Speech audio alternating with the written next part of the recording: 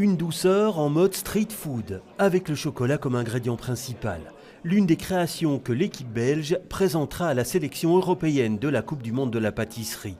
Une première pour Nelson, le chef pâtissier du restaurant étoilé Le Chalet de la Forêt. Complètement différent. Nous, il y a le stress. Il y a des choses qui sont faites en direct. Donc, ça a quand même pas mal de choses. Et après, c'est quand même une longue réflexion sur une cohésion d'équipe, une pièce artistique et tout ça. Donc, c'est quand même complètement différent que de travailler en restauration. Pour Rothman, le chef d'équipe, c'est un rêve d'enfant qui se concrétise.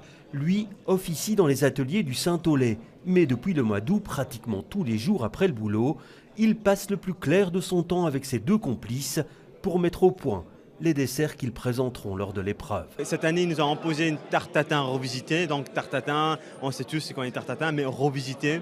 Donc il faut la moderniser, il faut la travailler, le goût, les parfums, les visuels.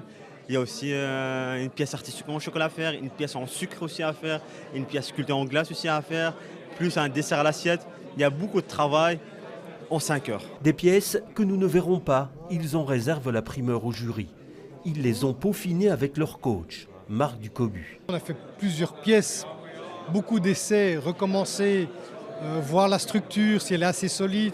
Les couleurs, ça a été très important aussi. Les 3D, le mariage des pièces, puisque c'est 3 pièces donc, qui doivent aller sur un buffet. Donc ce mariage des 3 artistes, entre guillemets, ou 3 pâtissiers doivent se mettre ensemble pour former plus qu'un buffet.